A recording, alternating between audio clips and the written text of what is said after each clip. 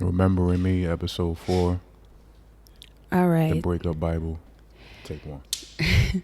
All right. Hello, everybody. Welcome to another episode 4 of Remembering Me, a soul healing podcast. I'm one of your hosts, Candace Love. I am Docs, aka Brick City Buddha. And today we have a very beautiful episode for you all. I'm getting my energy together because Beyonce just had me in a headlock and a chokehold. It ain't had. She's still in the headlock. I better get them tickets. I've been a fan since I'm like 9 years old. I done put in my just due. Everybody else who just now got on the bandwagon, they don't deserve tickets like I deserve tickets. Was y'all in That's the not Beyonce nice. fan club? That's not nice. Was y'all in the Beyonce fan club? Did y'all go down on Bissonnette where her mama had the hair salon and ask them for posters just so you could hang in your room? Absolutely not. I better get them tickets. You see Beyonce got you peeking right. I better get them doggone tickets. I think that's a good place to start. Yeah, I guess Right. so. And even though Beyonce sounds like she's not on topic or whatever it is we're about to talk about, which we'll get into in a second, y'all kind of starting to get an idea for what our content, not what we put out, but our content as far as what we talk about has kind of been about. Again, this is the Soul Healing Retreat.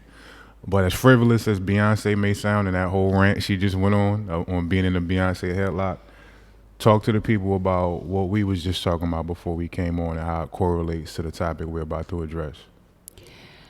As far as the raising of... Yes. Yeah, so I was just mentioning how, a lot of people have a lot of hate and discard for Beyonce.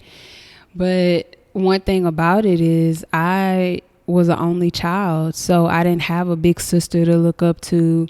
And she was the person that I looked up to, which also played a huge part in how I carried myself, how I spoke, what I allowed, based on some of the song lyrics she had, on how she carried herself.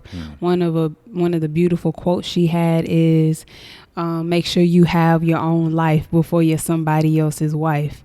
And just having a person that you look up to that is beautiful, that is extremely talented, give you messages that are necessary to almost help raise you in a way is very important. And so I was acknowledging that outside of her just being a beautiful artist, she also raised a generation that she was not even responsible for.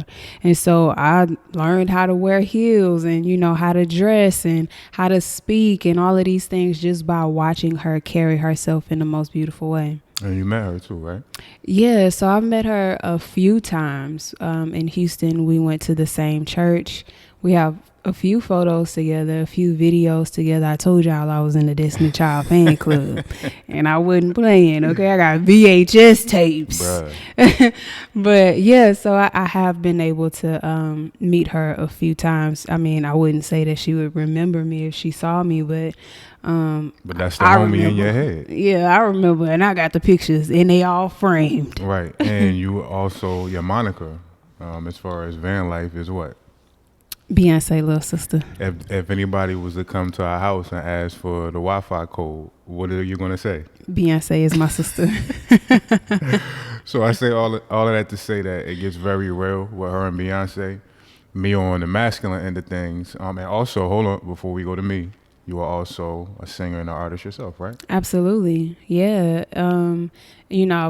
Before Beyonce was the person that I looked up to when I was younger, I always wanted to be a singer. It was Whitney Houston, Michael Jackson, Shanice. Oh, wow. I forgot about Shanice. Yeah. Who else was there? There's just so many people that I looked up to where I learned that I wanted to be a singer and an entertainer. Right. And on my end, that for me is Nas. And the reason that we bring this up, me being also a hip hop artist, and again, we're gonna get y'all some music at some point, we promise y'all. Yeah. But Nas raised me to a large degree, and coming up in a Christian household, I remember the day where I had to get all of my secular music together, put it in a brown bag and throw it out because I wasn't allowed to listen to certain things. And that's when I was first starting to get into the tutelage I received through Nas's music. I'm still the biggest Nas fan in the world. If y'all follow us, you know, she snuck me to Phoenix talking about, I gotta go do an interview. Come with me. I'm like, all right, I'm about to be on my Stedman and all of that. She sneaks me to a Nas concert because she knows what Nas means to me. And the reason, excuse me, that we bring this up is because pretty much the title, the content of this conversation is going to be based on the term, the Breakup Bible.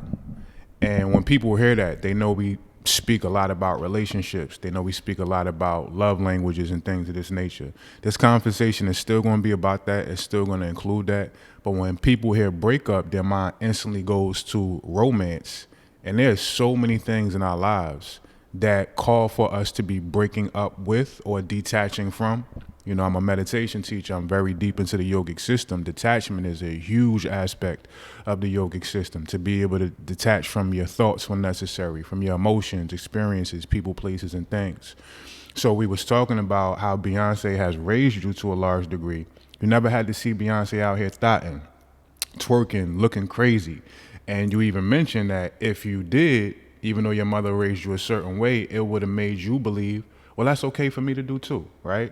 I never had to hear Nas give me anything that didn't have integrity infused into it. Even his most gangster lyrics, some of his most gangster stories. He's one of the greatest hip-hop storytellers of all time. Of course, shout out to Slick Rick and Raekwon and all these brothers. But for me, Nas is the GOAT.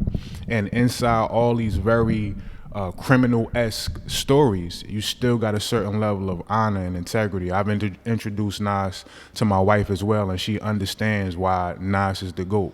So for us to have those role models, if you will, on a music level that we never had to break up from, is very interesting that both of us are artists, that to get to this point in our journey, to get to this point in our magnetism increasing the way it has been, especially as of late since we released the podcast, to a large degree, I had to break up with hip hop. To a large degree, you had to break up with R&B singing, quote unquote, at least in the way we was approaching it before. Talk to us about how that felt when you realized, you know what, as much as I have wanted this dream, I got to break up with you right now. Man, you know, that was, it was really difficult. And so to preface, the reason we're speaking about this is because there's so many aspects to breaking up with someone or something for whatever reason. And typically people highlight breakups only when it is divorce or when it's a romantic relationship. Right. But there's so many aspects to what a breakup can look like. Not even just the breakup of a friendship, the breakup of a romantic relationship, a divorce, breakup of family relationships. There's also breakups with versions of yourself that no longer can come with you in new phases of your life. And so what we're speaking about is versions of ourselves that we thought we would be able to hold on to for the rest of our life, that was going to be the foundation for who we were in the upcoming years of our life. And we had to really kind of sever that relationship. Right. And so one of the toughest relationships, because I was an artist, an R&B singer, and my husband was a hip hop artist. And both of us was lit in our own capacity. Absolutely. I always knew, like, that was my thing since I was probably 6 years old. I wanted to be a singer. And the only reason that I would say anything else, I would say I wanted to be a lawyer. I would say I wanted to... Because she liked to dress. I would say I wanted to be a veterinarian. And these were just societally acceptable jobs. So I learned quickly that I had to say that that's what I wanted to be. But singing has always been my first passion. I know I'm cold. I know that it's something that I'm great at. I know I have a beautiful ear for it. But out of high school, when I finally decided, like, I'm just going to pursue singing. I'm going to go to college, I guess, since that's what everybody's telling me I'm supposed to do. Right. But I'm going to pursue singing. And there was a time where you could not become a singer if you weren't light-skinned. You could not get in the industry if you didn't look like someone who looked like Beyonce. You could not be taken seriously if you were not of a certain, stature, if you weren't a triple threat or whatever the standards were for that time. There were very clear standards at that time. Now anybody and their mama can become famous and go viral. It wasn't like that at first. Lizzo wouldn't have been possible at Exactly. Yeah. Most of the people that you hear now would not have been possible at the time I was attempting to start my singing career.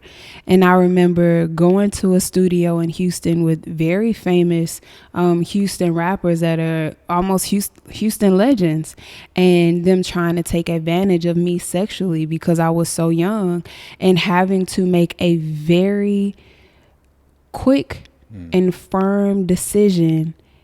Is this what I'm going to allow myself to be a part of?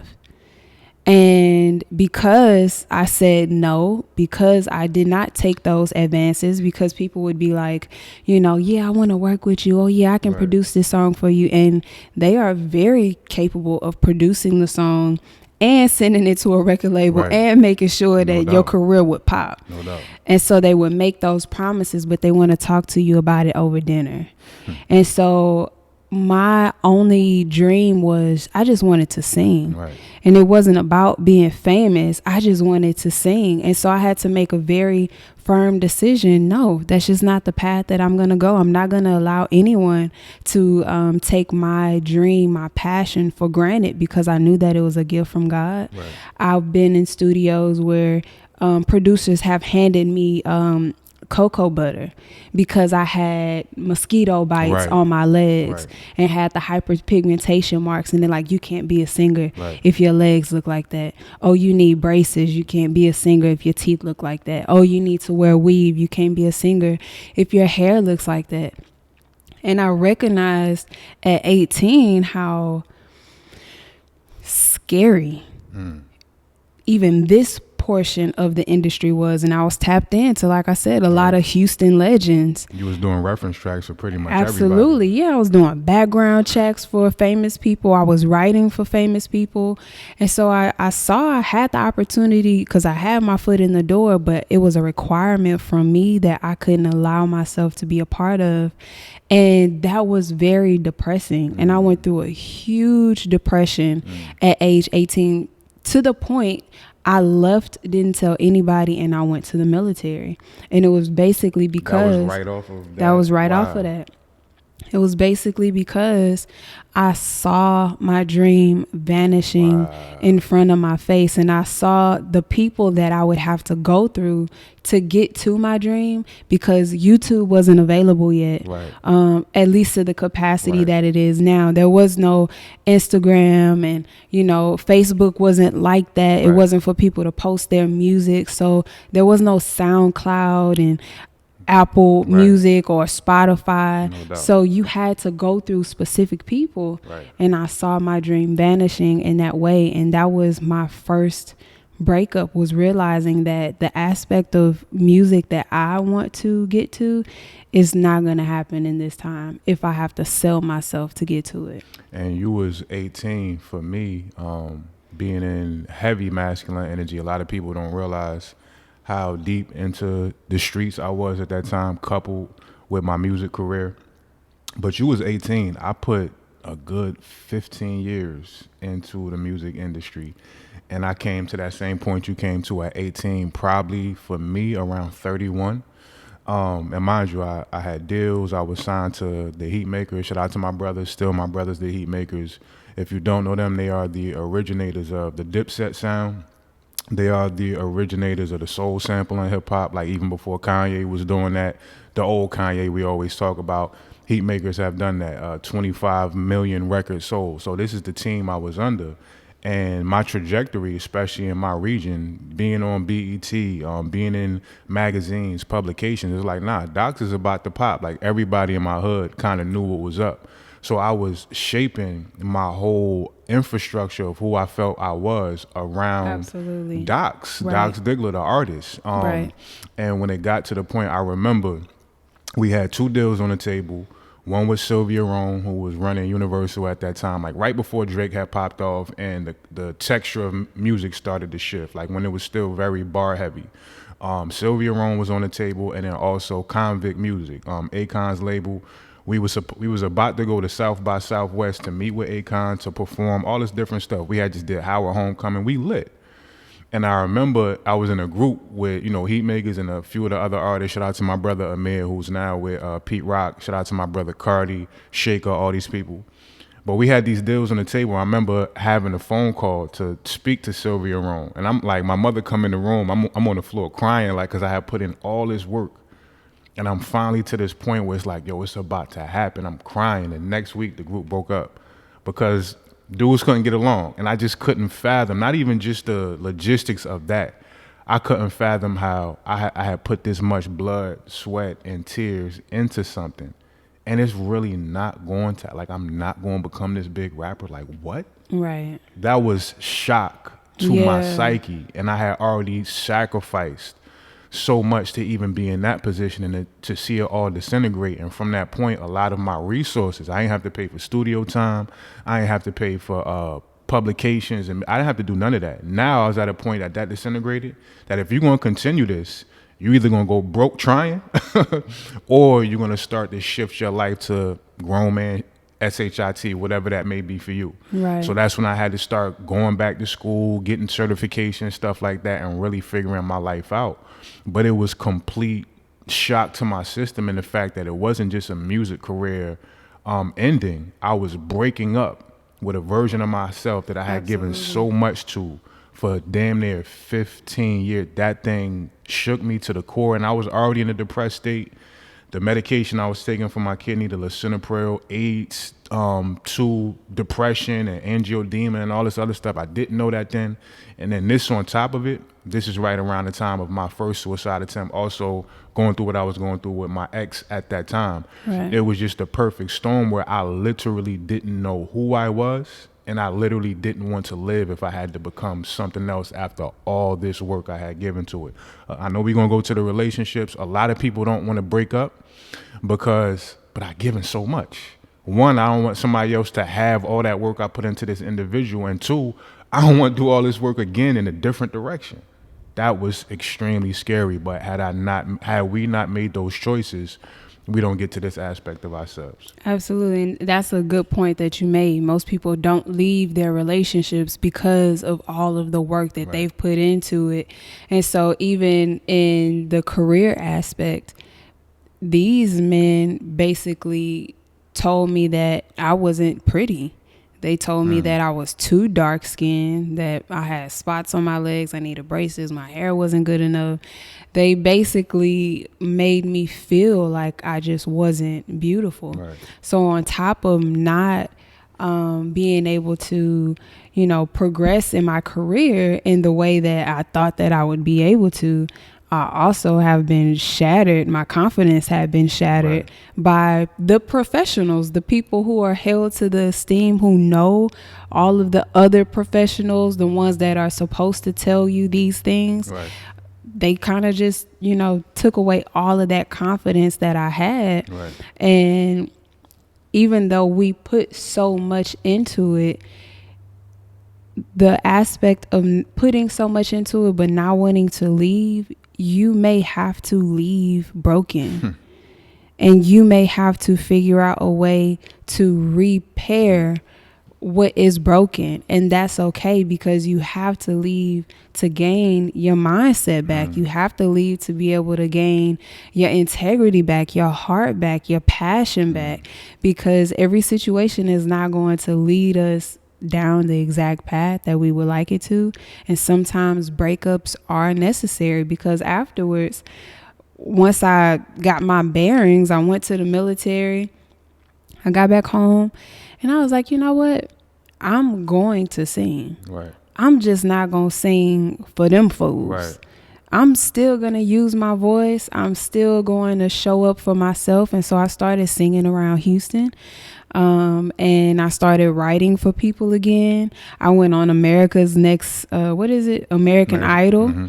I went on X Factor, and I was okay with whatever the outcomes were. I made it to many different levels, and I was okay with what the outcomes were. I recorded, and I still sing, but now when I do it, on your terms. It's on my terms. And so when it comes to breakups, you can still move forward and still be able to evolve, but now you're evolving from a healthier place. Absolutely. And I remember when I first kind of started to do my recognizance on you and diving into the Candace pit hole. I remember going on YouTube, and if y'all do enough homework, you will still see some of her old videos of her singing. And I remember when I didn't know you that well, just the joy. And you would say, like, yo, I'm just a singer. I like to sing. This is not to get famous or nothing like that. Mm-hmm. And then the joy, the freedom you had in those moments of seeing you sing Drunk in Love and whatever the other songs was. But that's what it's really about when you are able to pull yourself away from something that's not pouring into you the way you're pouring into it. Mm-hmm. You start to open yourself up to worlds that you may not have anticipated would possibly be for you. And when I did start to allow myself to officially break up with music, that wasn't just a career aspect. That led me into starting to really heal my body, my mind, getting into spirituality, understanding energy, understanding the diet I had as far as what I listened to. I had to continue to break up with hip hop over and over, to the degree it was a long time before I even turned on any rap for years at a time, because I understood I'm in a space where I'm very fragile energetically, and I now understand frequency. I now understand it's more than just music. Everybody's been telling me this whole time, Docs is just hip hop, Docs is just entertainment. Nah, that's going into my psyche, that's going into my spirit. So it's still, to the degree, most of my days as a quote unquote hip hop artist, not as active no more, I don't listen to no music. So this has been a continual, perpetual breaking away of what I had created my whole identity around. But again, have we not jumped away? Joe Budden got this great lyric when he also had to break up with hip hop to a certain degree to become the great podcaster he is now. And he got a famous quote from one of his lyrics: "I can't steal second base and keep my foot on first." So if you really want the most out of your soul's experience, what your soul signed off for before you got here, the greatest skill set you can possibly have is not becoming the greatest rapper, the greatest singer. The greatest skill set you can have is the ability to know when it's time to fold them. And it doesn't mean that you lost. That's what I realized way down the line, looking back, listening to some of my old music, understanding all the beautiful experiences I had, the tours I went on, and people I was able to create connections with that I still have. I didn't lose. It's just that my soul has something way bigger for me than what I thought was supposed to make me pop. And had we probably been successful in music, that success would have came at a point where we wasn't ready for it. So we may have gotten all the musical accolades Absolutely. and money and all that different stuff in the world, but our soul would have been broken and damaged. We wouldn't have got to a point to be able to enjoy our success unless we took this alternate route. Right. Yeah, I agree 1000%. And so the reason we bring up this part is to acknowledge, or bring up breakups in general, is to acknowledge all of the many nuances that come with breakups, all the different phases of breakups, because when you break up with anything or anyone for any reason, you're also breaking up with a version of yourself, a part of yourself that you've been holding on to, clinging on to, a version of yourself that has expectations, and that version of you has to deal with the disappointment and the grief that comes with the expectation to outcomes, and acknowledging that what you hoped for, what you planned for, what you put all of your eggs in one basket for, is not a part of the equation anymore. And so that part of you has to experience grief. Right. And so a part of that evolution journey is learning how to experience grief. Most people think that they only experience grief when they are, when someone passes away. Right. But when there's something like a divorce or a relationship or a job, or you leave your family home, or your parents break up, or whatever the case is, there's a version of you that saw things and saw what things could potentially be. Right. And there's a grief that happens when you realize that that is no longer.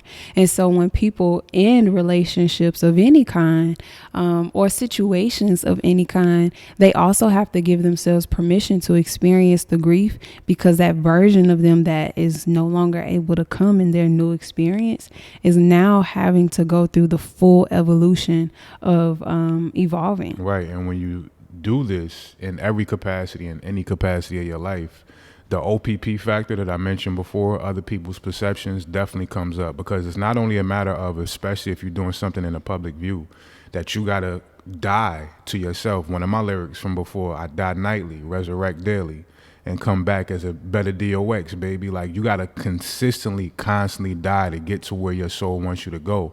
But it's not just a matter of doing that in your own room, in your closet. People are going to see you die. People are going to know. Absolutely. Doc's put in 15 years into music. Everybody thought he was going to pop. He went on Sway and did all these different things, and we ain't heard no music in a minute. Doc's got a job now. So you got to kind of think about, like, other people are seeing me fail. Other people are seeing me die. And that's scary as well, because not only do you have to rewrite yourself for yourself, you got to present a whole new version of yourself to the world and hope they accept it. So a huge part of the Wow, skill, that's powerful. a huge part of the skill set is getting comfortable with just being able to die over and over. The people that we met each other as 2+ years ago, they really don't exist no more in the same form that Absolutely. we met. We completely different people. So even though we've been in this beautiful relationship, we've died constantly every single day. And the only reason we've been able to do that is because we're comfortable with death is necessary to get to higher and higher stages of how life is supposed to unfold. And a huge part of why this conversation come up, we're going to talk about a lot of different aspects of breaking up. There's been something I've seen you go through for a while now. One of the ways we, I guess, are different is I'm an extroverted introvert to a certain degree, but I've, I guess, acquired the ability to be very sociable. And you are sociable too. Like, you don't, it's not like you don't have that skill set, but like you mentioned before, growing up as an inner child, not having a whole bunch of friends, going through what you went through. Yeah. In high school. I don't know if you want to talk about that yet, but Yeah, for sure. some of these things are factors. So I've had to watch you go through the painstaking awareness of the fact that a lot of people want you in certain capacities, and you give a lot on social media. Anybody that's followed Candace, when I first caught wind of her, I'm like, yo, she's so transparent, a lot like me. This is why we're here now. But you give so much already, but there are certain family members and friends that maybe know you before the blow up and the glow up that feel like, when I call, you should call me back within 5 minutes. When I text, it shouldn't take a week or whatever it is. So I've seen you have to kind of go through that turmoil of being accused of being selfish, of not showing up for your family and friends in these ways. And I'm proud of you for getting to the point where you're breaking up from the version of yourself that felt or feels guilty about doing what works for you. Do you want to talk about that a little bit? Yeah. So, one of my defense mechanisms and coping mechanisms has been emotional detachment, or detachment in general. And so the reason for that is, when I was growing up, I had 2 favorite cousins. They're still my favorite cousins. One was killed in 2020. The other one will blow my phone up to this day. Can we take a moment of silence for him real quick? Yes. Love you, Jared. I love you, Jared. So, growing up, my cousins had, a lot of obstacles that they had to work through, that they had to experience, things that was very unfortunate that they did not deserve, which also changed the trajectory of their life. And so if I'm on a path that is, really easeful in my life and they are really struggling, it was difficult for me to show up as their favorite cousin and not take on their energy, because they was always in something. And it was very heavy for me. It was very difficult for me. And so that is the first time that I learned I can't do it. I cannot allow anyone to have this much access to me, and I can't give myself permission to have this much access to other people, because as they experience what they experience, I have to protect myself, because there's a part of me that feels that too. And so it's not my job to feel that. My soul's path allows me to feel what I feel, and I get to have autonomy over that. And it's not really fair for me to also have to pick up on what other people feel. So I learned at a young age how to detach. Now, this was not in a healthy way. It was, I'm going to block you. Because I don't have no other tools. There's a lot of people who I've had to apologize to, a lot of men I've had to apologize to for blocking them, because I didn't have the tools to say, you contacting me is making me emotionally overwhelmed, because you are expecting a specific response that I don't have the tools to give you. It gives me anxiety. So it's not like I'm just not responding to people. It's if you text me and I don't text you back, I have my own other things going on in my own internal world, and it has absolutely nothing to do with the person. But what's happened is people they love me and I love them. And society does kind of teach that for you to have a healthy relationship with someone, that you're supposed to speak to them all the time. Certain level of possessiveness. Yes, a certain level of possessiveness, and a certain level of vampiric energy. Absolutely. They need to call you to feel better. They need to call you to vent. They need to call you to ask for advice, or they need to call you just to feel like the relationship is still a loving relationship. And in my mind, the absence of communication does not mean that the relationship isn't still a relationship. It just means that I'm respecting your space, but ultimately I'm respecting my space, and I don't need constant communication to know that love still lives here. And some people do, but that also is a reflection of how I've learned to detach in a healthy way, which means that I harness my energy. I'm very okay with being by myself. I'm very okay with not using words. And it's not necessary for me to have constant communication with people to know that our friendship is still a friendship. And so it took me a while to have to get to a place to where it's like not feeling guilty for not answering the phone, because that's what people have done and they still do. It's like, well, I haven't talked to you, or you didn't answer the phone, or I've been texting you.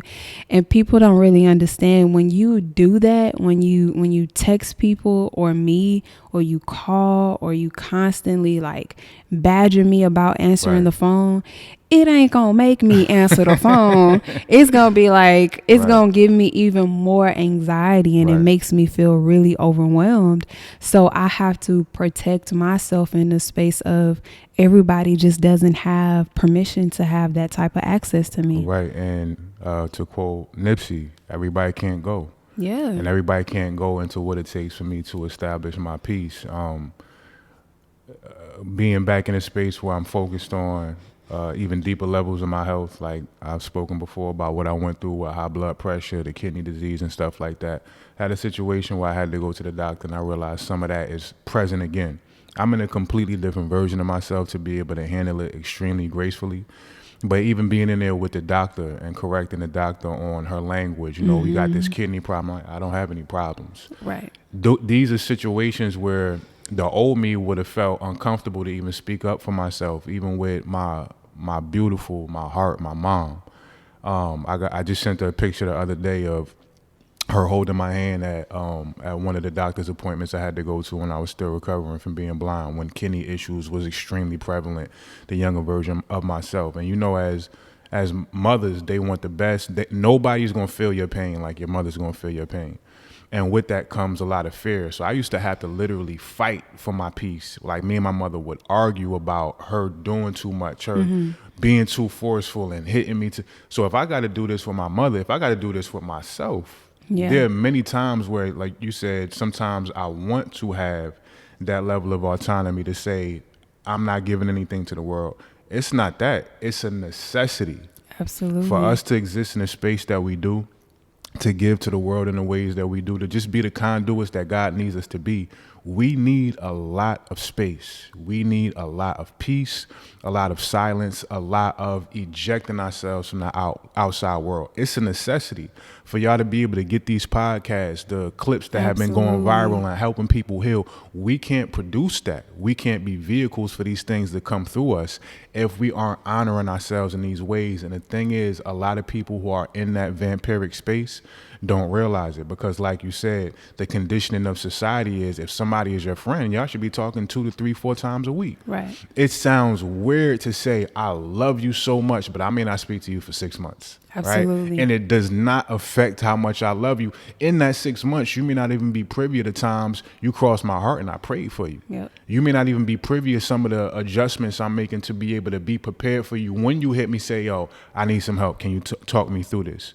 And I guess the difference between us is that I've kind of created a system for myself, and I didn't go through what you went through in your high school years that kind of caused that heartbreak. I didn't have to go through that. So I've been in a space where I've always been popular. You always been popular until that thing happened, and then you became popular again in different ways. But I guess I got a system in place where I still may not answer your call that day, that week, but I almost got an understanding that certain days out the week, I'm just going to check on people I ain't hitting a minute. People that I know I need to get back to, I'm going to get back to them. That is my system. You are still in the midst of just getting through all that angst that people threw on you from telling you phony and you fake, and not realizing that 4 years you was out there by yourself. Y'all can't come with me for this. And y'all may need what I'm going to pick up in this 4 years of doing van life. Y'all may need what I'm going to be able to access spiritually in these times where I need to be silent and turn the phone off. I don't even have a ringer on my phone. Right. You don't have a ringer because sometimes that's just anxiety to constantly hear that ping going off. Y'all have no idea how many messages this woman gets. Sometimes it's like, all right, let me hit this person for you, because it's so much pressure people are drawing on her, and me as well, but she's a lot more magnetic in the social media realm. It's so much pressure, and a lot of times, not just with our situations, but we are very abusive with how we approach friendship. We are very abusive in our understanding of love is beyond constantly having to be in contact and in conversation. And until people do that inner work, they don't realize that that's possible. Yeah, because, I've had the recent situation where a friend was just, well, not really a friend, but an acquaintance who could have potentially been a friend, was just like, you can't come to my baby shower. Right. And the day of, and I'm like, oh, what am I supposed to wear? And she's like, no, you can't come to my baby shower. And I was like, okay, why? And she's like, you don't answer the phone when I call. You take a couple days to text back, and intuitively I need someone to know when I need to speak to them. And so that level of expectation, which is something that I never asked for, I never agreed to. Right. You have to ask someone what their capacity is to show up for you. And then when they tell you what that capacity is, you have to respect it. It's not even a boundary. It's just telling you, this is how far I have the ability to go in a relationship. And I don't have the ability to go further than speaking every, maybe once a month, if that, right? And it has to be about something that actually matters. Exactly. And so I had to just kind of tell her, well, that's all I have. I don't really have more to offer, but there are times where when you need me, I'm present. Facts. I'm sending the voice notes. Facts. I'm responding. I'm giving the advice. But in moments where it's just the frivolous conversation, to where it's a text daily or every other day, where it gives me anxiety, it makes me overwhelmed because I know you're expecting a response. Right. It's not necessary because I voiced I don't have that capacity. And I've had to break up. Well, actually, it wasn't me. I've had a few friends break up with me. Yeah. Because it's like they're showing signs that I'm doing something wrong because I don't have the capacity to show up in the way that they want me to show up based on their expectations. And it's not fair. And so in the midst of these breakups, I have to be 1000% okay because you need something that I'm openly telling you I don't have the capacity to give and I'm not willing to give. And one of the main reasons is I value silence. Right. I don't need to use words that often, and words they can be very meaningless. Right. Like they can hold, they can hold absolutely no weight. And so everyone also isn't doing, like you said, the type of work that we're doing as conduits for God to give these messages, to guide people back to themselves and to help people heal. So it does require that we harness a different type of energy. Other people may be able to dish out energy all day long, but it takes a lot for me to make sure everything in my internal world is where it should be and in alignment with my soul, and then to have to do the same for another person and then give these messages to all of the masses that actually want them. And so I have to protect that space. And so, even with people who come to, the community events that we have, or friends, like there's a time now my husband has a friend that's not my friend. He has friends that are not my friends, and that's completely okay. And that's just not a person that I choose to allow to have access to me. And it's really just that simple, that I get to pick and choose who I want to have access to me. I get to pick and choose who I want to share energy with, and I get to be mindful of, do I have the energy to have these conversations with people? And I get to pick and choose if I want to entertain conversations that are going to make me feel like I have to be present in the conversation. My best relationships and my best friendships are those where we don't talk for like a month. You just talked about your cousin. Yeah, as far as Beyonce. Right. Yeah, I got a cousin on my daddy's side, and we've been going to Beyonce concerts for a long time, like years. Right. The only time we talk is when Beyonce about to have a concert. And he literally just posted me on his story. He was like, "Hey cousin, it's tradition. It's time." I haven't talked to him since the last Beyonce since the last Beyonce tour, which was years ago. And so my best friend Tim, Wintress, Sam, everybody is so non-clingy. Non-clingly, and they have autonomy over their own energy, to where they don't need validation through conversation to know that our friendship is still like this. I just had my friend Dominique was like, "I know we haven't spoken in a long time, our path went different ways, but I still love you like a sister, and ain't nothing changed regardless of the fact that we haven't spoken in a while."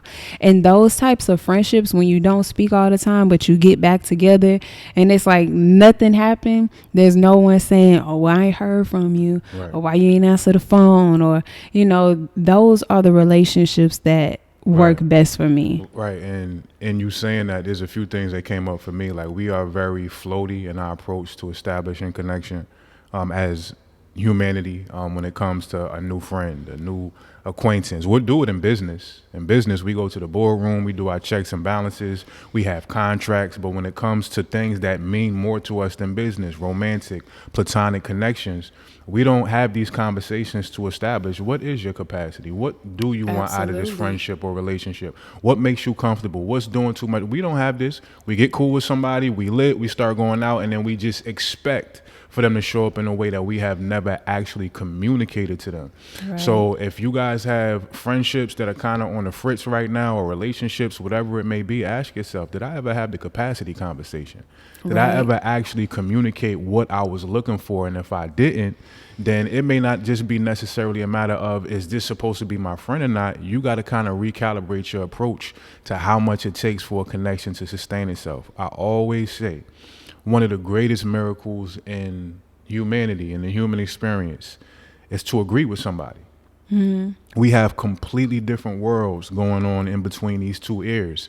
So for two different people who are really two different universes to see one thing the same way, that's a miracle. And we kind of expect this miraculousness just because we vibe with a person on a certain level. So definitely start to have those capacity conversations in all your connections. And then the other aspect of it, I also bring some more yoga into it. And, you know, we doing the course. Shout out to Alicia, Afro Yoga Queen, the whole team, NJ, Sophia. Our beautiful home is now hosting an actual school to certify people to get trained to be yoga teachers, emotional alchemy, meditation teachers. Beautiful. One of the things I spoke to the class about this week was what we know in yoga as vrittis, VRITTIS. So when you start to withdraw yourself from constant chasing of sensation, you start to realize that the cause of all suffering is the mind, right? The mind produces all the problems. And if you sit with your mind, if you just watch it for 1 minute, it's going to come up with a bunch of stuff that you didn't do, you got to get done, that you messed up. It's going to throw all these different quote unquote problems at you. All suffering is born in the mind. So if that's the case, to a certain degree, you got to turn away from the mind to establish peace. And the vrittis are the different. Vritti is a Sanskrit term that translates to whirlpool or thought form. So if I'm going to maintain my peace, there have to be moments, large junctures of the day, every single day, where I even got to leave Candace. I got to leave Docs. And if somebody doesn't understand that I need to be able to eject from the whirlpools that are constantly revving up my mind, then they can't exist in my space. And you said those people broke up with you, but low key by you putting up the boundary, you still broke up with the frequency that you can't align with. Absolutely. That doesn't understand I have to protect my own attention from my mind, from frivolous, constant conversation. I couldn't have talked my way to a soulmate. I couldn't have constantly conversated and busted up about any and everything on my way to the level of peace and abundance that I've established in my life. I had to shut the F up. I had to get quiet a lot to understand where God was leading me. Anybody that's going to get in the way of that, it's not just about we can't be cool or we don't resonate in a certain friendship or romantic connection. You are literally blocking me from my highest soul purpose. If you can't see that, I got to hold that mirror up for you, for myself, and I'm still giving you the gift of, but damn, why is it so important for him to be quiet all the time? Absolutely. And then that starts to reflect to that person of, do I talk too much? Am I kind of blocking my own ability to hear God's guidance for myself? So it's way deeper than we just bougie and we don't want to talk. If you're not taking these approaches for your peace, for your sanity, and for your purpose, it's not going to show up in a way where you can see it and where you can hear it. Yeah, and another aspect of why people are, needing so much conversation is they are overstimulated with things that make them feel something. And so even on a normal basis, yes, I'm an only child. So growing up, I was, it's just me and my mom, and me and my mom are best friends. But I spent a lot of time, by myself. I enjoy being by myself. I spent a lot of time enjoying my own company.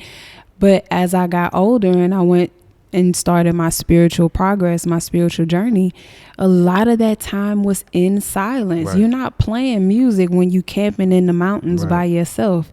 You're not blasting music when you hiking mountains by yourself. Right. And so I had a lot of time to enjoy that personal time by myself. When I'm driving in my car, I ain't got music playing all the time. I don't have podcasts. I'm not reading books. I'm not overstimulating myself with just constant energy. Right. And so when a person is so overstimulated, they need more people, more things. The down-regulation. Yes, they need more people to continue that stimulation. And when you're refusing to stimulate them in the way that they expected you to, now they become angry because you're no longer their source of energy. And they're really upset because they have to find another place to get it from. And so it's like, you're not going to make me feel good. You're not going to make me feel validated. You're not going to make me feel loved. You're not going to stimulate my nervous system. And they need you to do that because they don't have the capacity to do it themselves. And so I don't stimulate my nervous system. I find ways in silence and stillness. I enjoy that. I enjoy having time where there's nothing playing. Right. There's no TV. There's no music. Me and my husband, we're not talking 24/7. Right. Sometimes he'll be downstairs. I'm upstairs. It's like, babe, you all right? I'm okay. And we're good with not having that conversation because we are not looking for outside sources Right. to stimulate us. And we're definitely not looking for relationships or people to stimulate us either. Right. And with the vrittis, if y'all want to look that up, it's VRITTI, and there are 5 of them. So the first one is right knowledge. The second one is incorrect knowledge. The third one is imagination. The fourth one is sleep. The fifth one is memory.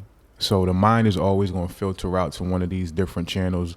Of course, right knowledge, what do I consider truth? What is the right way to go? And then, of course, the opposite of that. What's false for me? What's deception? What's lies? And then when you start to get into the nuances of the mind is always either going, the untrained mind is always either going forward to the future, of course, imagination.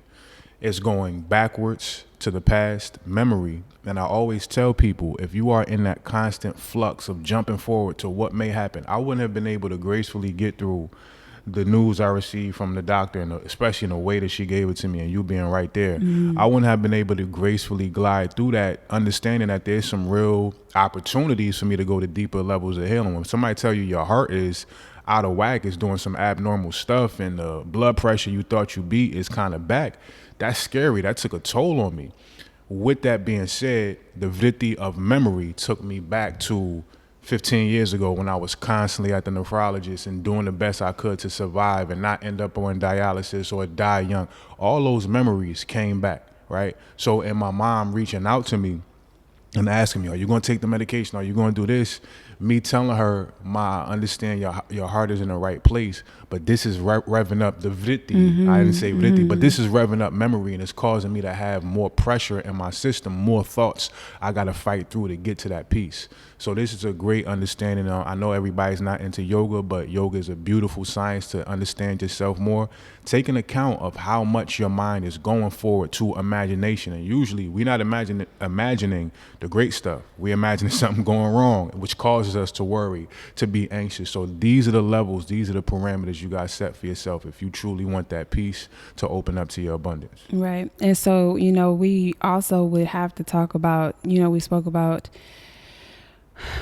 breaking up in terms of situations, which is like our music, breaking up in terms of kind of setting boundaries with people and how far they are able to go in your life based on their own expectations.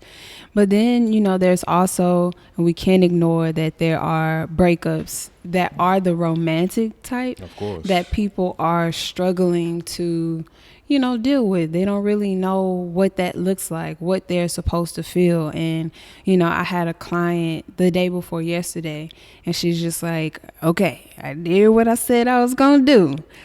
I broke up with him.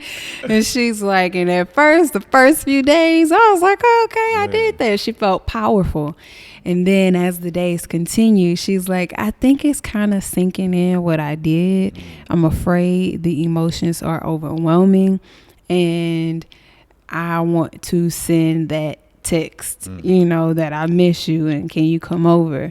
And so I had to guide her through the process of just remembering that anytime you break up with anything, if you are in a space that you were familiar with, the body adapts to that space. Absolutely. The second you come out of that space and you make a decision to break up with that person, that relationship, that parent, their best friend, that job, that career, the body feels so uncomfortable. And remember that the body's only job is to keep you alive. So that means if you're now in an uncomfortable space, you've sent your body and your nervous system into fight or flight. It now is like, wait, our person is in an unfamiliar environment. It's an uncomfortable environment. She's feeling or he's feeling emotions that are making her or him very uncomfortable. And it's not getting its fix. I have to send messages to this person go back to the familiar environment. Right. Even if your familiar environment is uncomfortable, it still puts the body at ease because it's familiar. Right. Right. So the body is sending you signs of, I miss this person, or I miss this situation. This is why people go back to abusive relationships, because the body was familiar in the toxic environment. Going into a healthy environment sometimes puts the body in such a fight or flight because it doesn't know how to adapt to those spaces. And so you have to remember, when you're ending any type of relationship, that the body may send you signals to go back, and it's just trying to keep you comfortable in familiar spaces. This is your opportunity to reprogram the subconscious mind. This is your opportunity to rewire those signals, those survival mode signals. And this is your opportunity to tell the body, no, I understand what you're doing. I understand that you are afraid for me. I understand that you're trying to protect me, but this protective mechanism will send me back to a space that is unhealthy and is not conducive to my healing or my growth.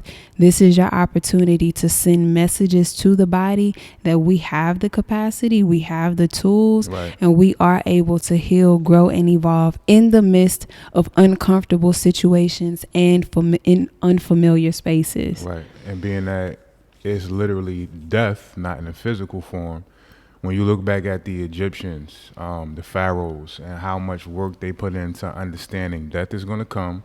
So I want to have my sarcophagus ready. I want to have my high priest there and doing the chants and the mantras. And there's something that they kind of came up with called the bardo. You can look this up as well if you've never heard of this, BARDO. And bardo was pretty much that 3 to about 5 days after a soul leaves its body, where it's kind of in a limbo before it understands where it's meant to go in the cosmos that's beyond physical reality.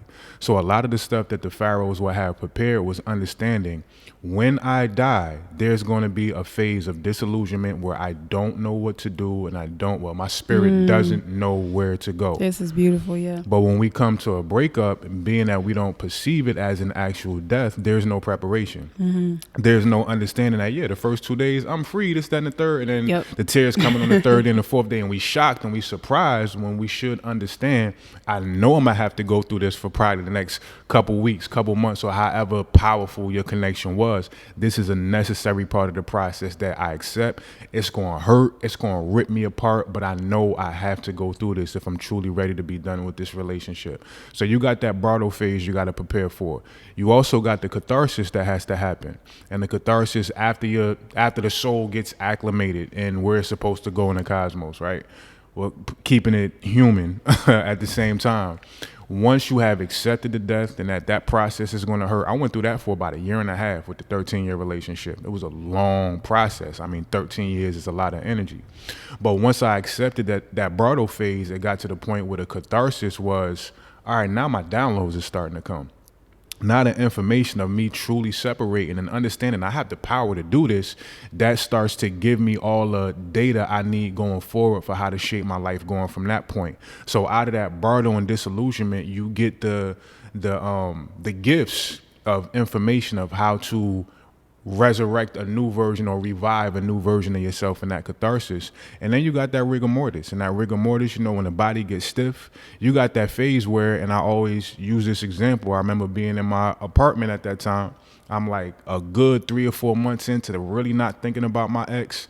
I'm sweeping the crib. All of a sudden I smell something that smelled like what she used to cook. And all these thoughts of, oh my God, I miss her, and all these images and memories, vritti, started to pop up. And I was able to stop, take a breath, look up at the thought, and laugh. Because at that point, there had been so much energy that I had pulled back from that situation that even when it popped up, it didn't consume me. It didn't overtake me. So understanding that there's stages that have to be gone through. There are phases of these deaths that have to happen for you to get to a point where it's like, I'm really detached now. I'm really let go, but you can't skip that process. Yeah, and it's just like, with the body, if you have been consuming food or you've been consuming a person for so long, or a situation or a job or expectation for so long, and now you are dying to that job, person, or expectation, you're transitioning out of that phase of your life, you have to give yourself permission to detox from that person. Right. That means you have to understand that there is a liminal phase before you get to this evolved version of your being, and understand that there's a detox period where emotions have to surface out of the body, where situations, memories, all of the emotions that are attached to memories have to have time to detox out of the body. And so one of the ways that I remembered, the way I knew I was getting over the ASS, when I would have dreams, when they would show up in my dreams, I wake up like, yes. Right. To the average person, they would think, oh my God, I dreamed about them. I need to call them. Right. I need to call them. I need to text them. This might be a sign. Right. Nah. And so perspective is, this is my body getting rid of the residue. Is letting go of all of the residue, and it's sending me signs that because it's showing up in these spaces, that the residue that is leaving is the most powerful aspects of the residue that was still lying in my body and my spirit. And so when these things happen, when the memories happen or the dreams happen, these aren't invitations for you to reach out.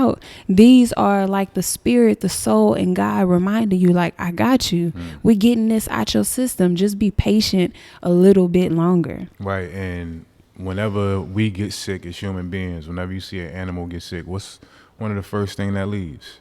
Your appetite. Can't really eat. And if you listen to every single R&B heartbreak song known to man, them brothers can't sleep. Yeah, they can't eat. I can't breathe when you talk to me. I suffocate when you. That's what you're thinking about. Shout out to Jay Holiday. Right, but that was beautiful how you put it, because it's a matter of perspective. Like, no, this is working. When you feel that I can't sleep, I can't eat, I don't want to go nowhere, frequency, that means the soul is saying I'm sick, the heart is saying I'm broken, so let me clear space, let me keep you out of the club, let me keep you from ingesting too much information so I can get through this Bardo catharsis rigor mortis stage with you. This is what we need. The soul, the heart, the spirit is saying to heal. So we be thinking I'm all effed up. Yes, it feels that way, but that's the healing process. When we get sick, the body is actually pushing out things we no longer need to get us back to homeostasis.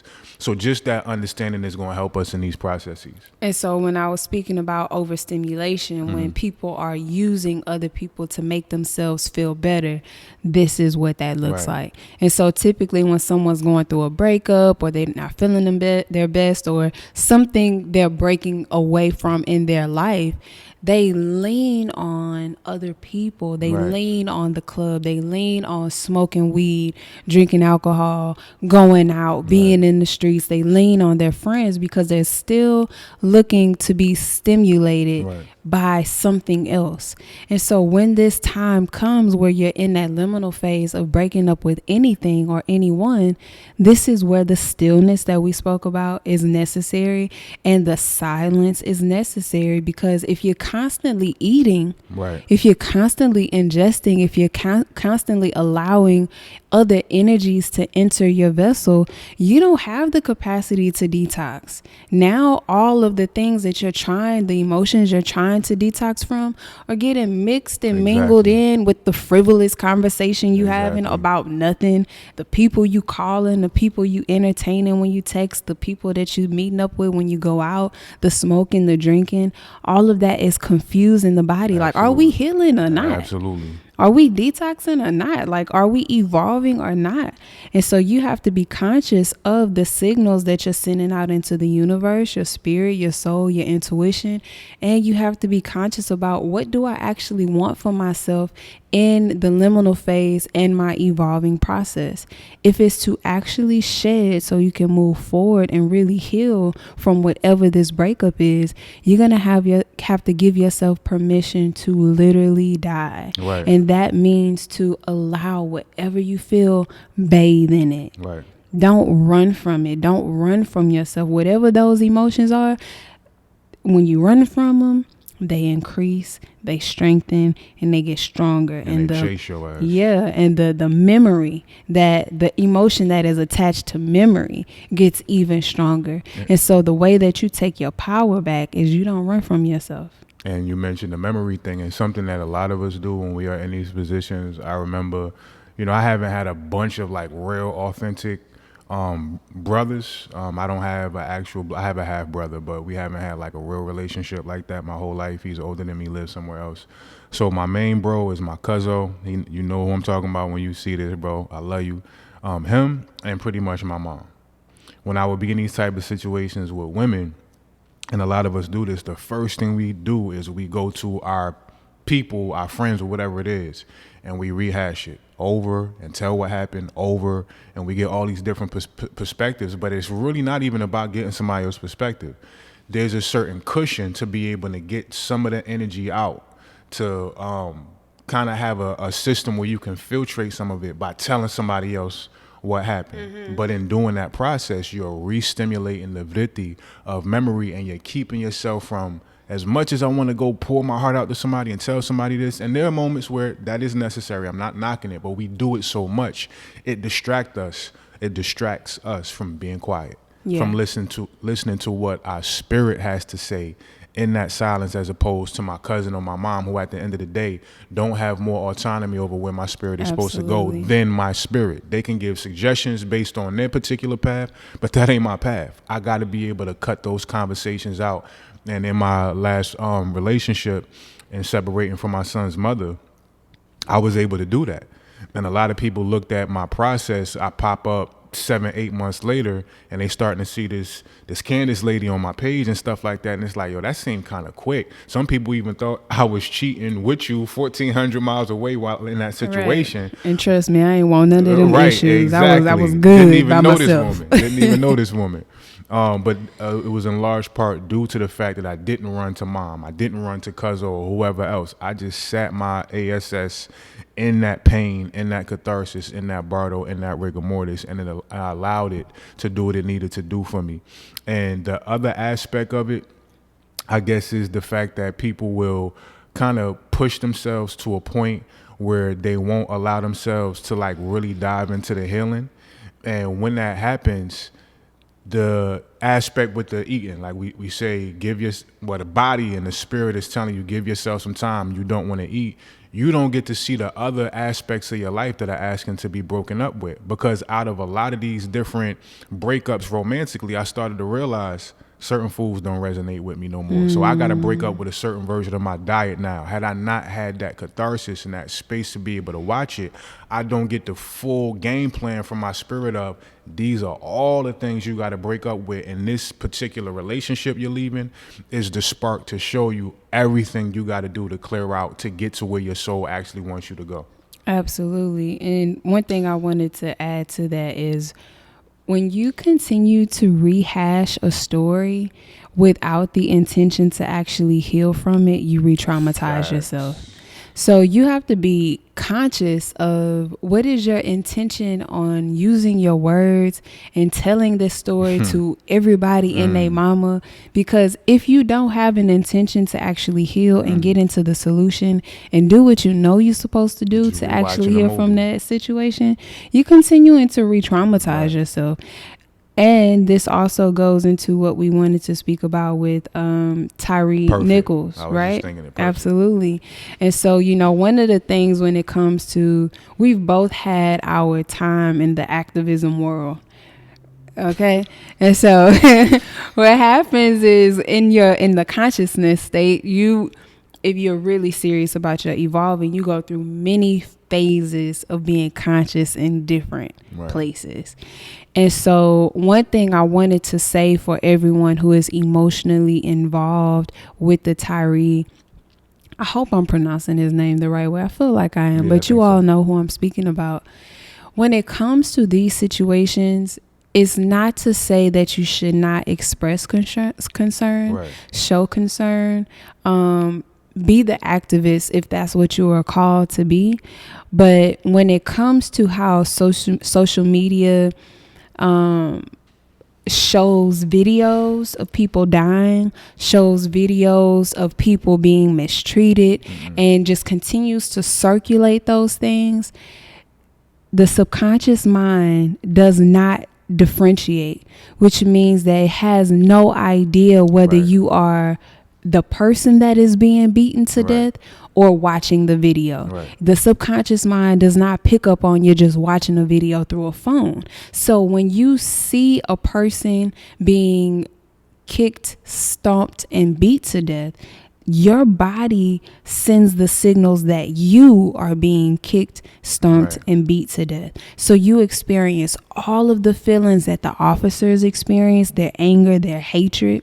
You experience all of the experiences and emotions that the person that is dying is experiencing.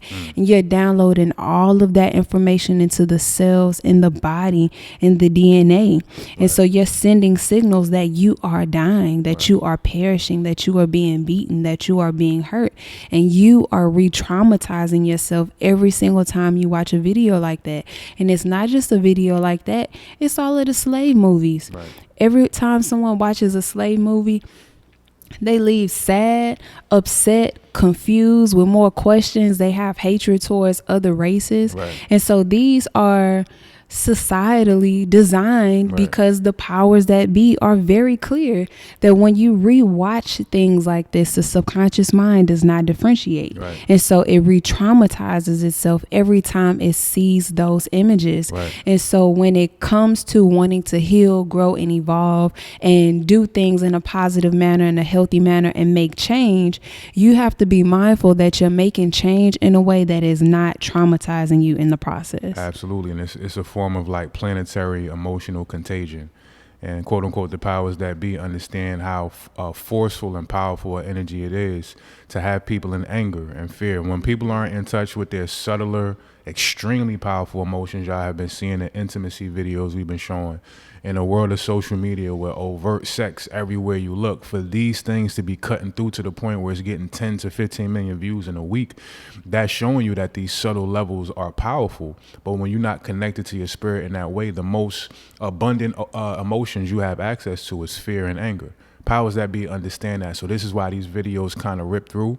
And I remember being in the version of myself I had to break up with when I literally had a nonprofit. After Trayvon Martin went down, I became Activist Docs, was in the paper, had a huge organization in Jersey before I got to the spiritual aspect of things. And understanding that people would say, well, we need to see these images, people need to feel what's going on. I started to realize there was a certain level of like spiritual sadomasochism where people are almost, even though it hurts, we're getting off on the fact I'm not really doing anything else to affect change. So let me do my service by feeling what I got to feel by watching. Angry. Let me just be angry because it's just so comfortable and familiar once again. So you start to realize when that game plan comes on, I got to break up from all these different types of frequencies. I know what's going on in the world. I know I have a certain role. We have a certain role and impact and freedom for everybody. But of course, for our people, when we do it in a way that's not political, we do it in our own unique way, but we still are able to understand that there is a need for that without having to watch 12 Years a Slave over and over. We're understanding I'm in Black Panther, it's like I feel like I'm in 12 Years a Slave right now. I'm not doing that to myself. We can still have that knowledge without the need for the sadomasochistic approach to needing to be stimulated over and over again into activity. Yeah, and that stimulation is shocking the nervous system. And everybody love to talk about their nervous system in 2023. And they don't understand all of the images that they're receiving that are shocking the nervous system. And most people do not have the tools to regulate their nervous system. So if you have all of these images coming in, you feel sensation after sensation after sensation. You're shocking your nervous system. How do you come down from that? Exactly. How do you release the energy from that? Do you even have the tools to release the energy from that? If you don't have no business watching any videos like that, especially if anger is surfacing. It means you don't have the capacity to watch a video like that. And you have to figure out how to make your environment more healthy and what you consume more healthy. And this also goes for the songs that y'all listen to. You know, what was that song by Drake where he was like everybody hate him or everybody don't like him or something like that? No New Friends, or I can't remember. But a lot of these rap songs are so detrimental to the psyche, and you rap them and you sing them and you just constantly repetitively say the song over and over again. And so how the subconscious is reprogrammed, one of the ways is repetition. Right. So if you are constantly speaking about killing somebody or somebody killing you or someone not liking you, or even saying, oh, you got 50 million haters, Right. if you constantly and repetitively say those things, Right. that's the messages that you're sending into the cells and the DNA. Absolutely. And so people have to be conscious, not just music, not just images on TV, but also the images on social media. This is the world of entertainment. Just keep that in mind. I do want to ask you one question about breaking up before we go to our wrap-up questions. When is it not time to break up yet? I love a quote that you say, and I'm probably going to mess it up a little bit. All good. I'm here. But you say something about exhausting all possibilities. And then let go. Mm-hmm. And, you know, so there is an aspect to exhausting all possibilities where it may not be necessary. If you know that if you exhaust all possibilities that it's going to exhaust you, then it may not be necessary. But if you've done all that you can, right. if you've shown up in every way that resonates with your spirit, and even gone an inch further to find out, are there other ways? Is there another solution? Is there something else I can do where I have not actually tapped into? Are there tools that somebody can teach me that I'm just not aware of? Then I would say do that, explore that, make it an adventure. But it's time for you to let go once you have explored all of those possibilities. I can't say nothing better than that. It's 2:22 where we at, so you already know beautiful. What time it is. All right, so with that being said, we'll go ahead to, and again, if you guys have any ancillary questions about the Breakup Bible that you want to hit us with after you see this, and we can address it at the end of our next episode, our next topic, please continue to spark the conversation so we can know what to bring to the table in these episodes. So we'll go to our wrap-up questions for today, and one of the ones we were talking about earlier that we wanted to address is from Infinite Black Rose _ Infinite Black Rose on Instagram. Give her a follow, y'all. Give her a like. And she said, dating as a parent or escaping the illusion of the black gender war. Dating as a parent or escaping the illusion of the black gender war. Okay, and so I asked her to go in depth about what she meant by that. And so she said, to clarify, there has been a wave of narratives regarding black men and women in relationships, or the lack thereof.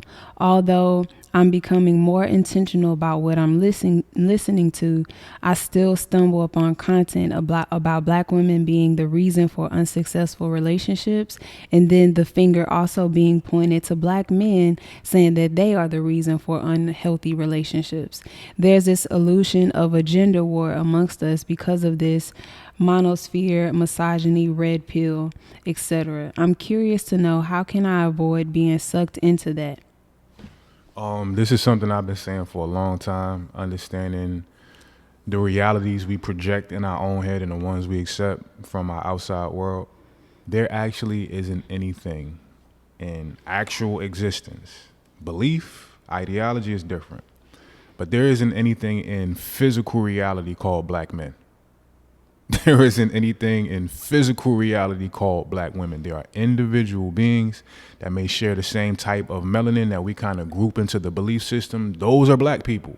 Mm-hmm. And then you take that generalization and people put things on top of it based on what they have gone through. And before you know it, you got the vehicle of social media that exacerbates that, puts it out to the masses. And now we have these ideas of what black men are doing or what we need to do. It don't exist. Right? Because what people told me about black men, I'm the complete antithesis of. What people told me what was possible for me to experience with a black woman, she's the complete antithesis of. So it really comes down to that contagion, what beliefs you have allowed to sit, fester, and infect your idea of what is real, of what is actually in existence. And once I started to let go of that belief that there is black men and black, all of that stuff started to disintegrate, and then the portals of what I was accessible to energetically started to open up because I no longer had the binders of black people, black men, black women. Yeah, and it's also what societal narratives you give yourself permission to sit with and be a part of. Like a lot of societal narratives are the black woman's plight. Black women do everything. Black women have the most depression. Black women have the most anxiety. Black women take care of everyone. No one takes care of them. Black women can't show emotion. All of these things. And I'm like, I don't subscribe to any of that. Facts. That's not my story. And it feels as if there's a sense of validation that people get when they start to subscribe to these narratives. And so it's like, that's okay if that's the story that you want to continue to download into your soul, but my soul does not even get the opportunity to be conscious of that narrative, because that narrative does not reflect who I am, what I stand for at all. And so it's not to say that there aren't energies within men and women that can be acknowledged, but as far as using black men to go against black women or black women to go against men, those are societal narratives that people have subscribed to, and you get the choice to choose if that's something you want to participate in or not. You get to choose if you want to have healthier relationships or conversations, I mean, or if you want to continue to entertain the unhealthy conversations. Like, people want to ask the question, should a man pay for the first date? I ain't answering that question no more. Literally one of the questions. Yeah, don't ask me that. Right. Don't ask me that, because at this point, I'm not entertaining conversations like that. So that narrative doesn't even exist to me. It doesn't play a part in my world. It's not welcome in my world, because I only have space for conversations, people, energies, and beings who are intentionally choosing to have healthy narratives, to change storylines that may be negative and changing them to something that's healthier. Not necessarily positive, but something that's healthier. So I get to choose that, and society don't get to choose that for me. And this actually correlates to the friendship detachment and breaking up when necessary, because a large part of why we don't want to do that with our friends is because of the fear of possibly ending up alone and being a pariah in your community or your environment, your family, whatever it is. So there's a certain incentive too to going along with the black men, black women narrative. Kevin Samuels or whoever the hot person of the month is, who's kind of perpetuating these themes and these belief systems that don't hold up across the board and never can, is if I go with it, I'm still part of the pack. I'm still part of what's accepted. And in us both having that time where we kind of resisted and pushed back. Now we just kind of just give y'all our life. Y'all take it or leave it. But there was a long time where I was trying to be a springboard, a vehicle, a bullhorn that, no, this isn't always how it is. And as soon as I would put up those type of posts, here come the whole peanut gallery. People who haven't been on my page in 3-4 months, all of a sudden, no, that ain't true. And so there's a certain fear to us kind of standing on our own, standing our ground and saying, you know what? Like you said, I have the choice, I have the right, I have the human right to decide what my universe, what my life is going to look like. And I do not have to adhere to what society is telling me about black men and black women. Absolutely, because you also have, when I would co-sign some of the things that you would say, you have some women that's like, oh, it's a pick me. And it's like, it's not a pick me, because I don't choose to entertain unhealthy narratives to where I actually have a mind to think for myself, and I see things in a different perspective that are progressive and no longer keep people in the same stagnant conversation. Like, how can things become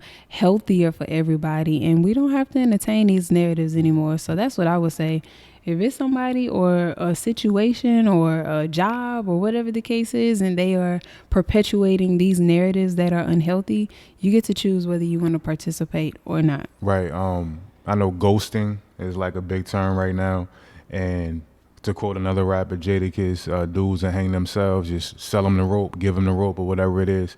At this point, as long as you are expressing your own individual truth, that first vritti, or like right knowledge for whatever that is for you in your world, then those frequencies that don't align with that, they will ghost themselves. You don't gotta ghost nobody. You don't gotta tell nobody to get out of my life. People, places, and things will effortlessly just start to fall and wilt out of your system in a way that's still graceful, when you don't gotta hurt nobody's feelings, and you still are able to just speak your truth about what you want your life to look like. Beautiful. All right, and we'll do our last question and wrap up. And our last question is about a lot of the intimacy stuff that we have been posting, and I felt like this was an important question. So this is from Cambria, KAMBRIA_20. And just today she said, okay, this is in reference to a post I put up today of our latest intimacy exercise. And she says, okay, this is tough because these kind of men are rare as I've been on my journey, which a lot of women can attest to. And would love a man that's about healing and wellness, but so many aren't even aware of who they truly are. Seeing you guys is beautiful, but how can you indulge in any of these activities with men/women that aren't there yet? And so I just did a post on this probably yesterday, and we are not trying to force anybody to be there. There is nowhere to go.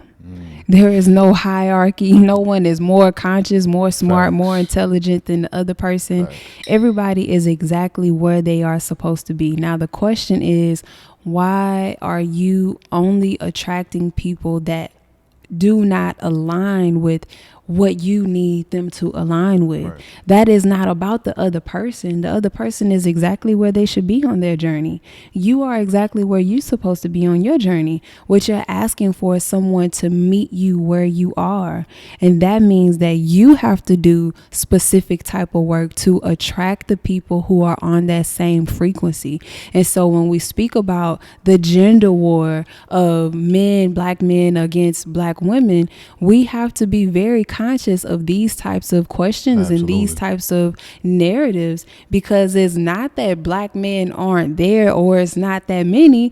You just haven't aligned your frequency to where you can actually meet where these people are, because the black men are there. You have many men who are ready to show up in this capacity that are emotionally healthy, but the only way you can attract that type of frequency is if you actually emit that frequency. So that comes with more self-accountability and not projecting onto the next person and acknowledging where they aren't in comparison to where you think you are. I remember I was fresh into my journey, excited about all the stuff I was learning, healing my body. And I was, always been transparent, post on social media, kind of where I'm at. And I remember the first time I put up a picture of me hugging a tree. And mind you, I'm not just hugging this tree. Arms and legs wrapped around, like straddling this tree. And this is a time where the algorithms ain't kicking yet, so my posts on Facebook will go crazy. And it's like literally hundreds of people cracking on me. And I ain't feel no type of way about it. I understood. I'm just in bliss and gleeful and happy. Some people kind of resonated and understood. But I say that to say, in those moments, there was no Candace. There was not even my son's mother, not my son. I didn't have purpose yet. I'm still on disability. I had nothing materially yet, relationally yet. I was by myself. This is in that 2-year period of immense, intense solitude. I wasn't asking myself on that tree, when is somebody going to show up and hug me like this? I was completely invested into the energy of being able to hug a tree, and then getting to the point where I would hug and embrace myself, and all these things that people in society and men and women was telling me black men or strong men not supposed to do, or this is corny. But without those moments, those same people, some of which that was cracking on me then, are sharing the embraces I have now with my wife. Mm-hmm. So understanding that there is no there, I wasn't thinking about getting there then. Here was enough. And when you start to investigate how you can be more here for yourself, that question kind of just evaporates. Beautiful. Yeah. Yep, You got anything else? No, I think that's it. All right. So this is episode 4, the Breakup Bible. We just been appreciating all the love, the support, the shares, the likes, the comments. Yeah. We ranked 48 in the country, podcast wise, which is crazy. Like number 1 in Grenada, like number 12 in South Africa. Yeah. So we definitely express immense gratitude to everybody for the way y'all been receiving us and supporting us and just pushing us forward. This isn't just our platform. this is our platform, because a lot Absolutely. of this type of frequency does not exist in the podcast world and the social media world. So we want you guys to kind of take a certain level of ownership and understand every time you share, you kind of push forth this conversation even more to get to more people who actually need to hear this type of stuff. Absolutely. So please make sure, guys, stay engaged with us. Send us your questions, explain them in depth. We check our DMs. Absolutely. We do a good job at trying to make sure we are in tune with our community. So send us more questions so they can be a part of the podcast. Also, we have our emotional healing retreats in Mexico, the Remembering Me Mexico retreat in Tulum. So we have spaces open for June. We Almost sold out in June. Yep, almost sold out in June. We have spaces open in July. And we also have our couples retreat that is in October. So just to clarify, because, people don't be liking to read now. All right, I didn't put it on the website as easy as I can. But June and July is open to Everybody. anyone. Yes. So if you want to bring your child, which is 18 or older, or a coworker or a friend, or you want to come with your spouse, you can do that in June or July. October is for couples only. So we still have that open. We also are open for our individual sessions. Right. I do one-on-one sessions. My husband does one-on-one counseling sessions and couples therapy sessions. And meditation, and mentorship. And meditation. Is there anything else, baby? And this will be out next week, so that means right around the corner. If you are in the Houston area, the greater Texas area, Austin, San Antonio, Dallas, it's worth the drive. Trust me. When I was doing this in Jersey, people will literally take flights, so don't feel like you're too far if you're in Texas. But we got blindfolded speed meeting, community relationship Q&A with this type of environment we get to have in real time with our actual community. It's very dope, very laid back. So you guys can come out to that. That'll be right at our space. And you'll see that link in our bio as well if you want to come out. Still looking for maybe 1 or 2 more vendors if you want to function in that capacity. But that's February 10th, Friday, 7 to 11 p.m. All right. So we will see y'all next time on episode 5. Peace, y'all. Bye.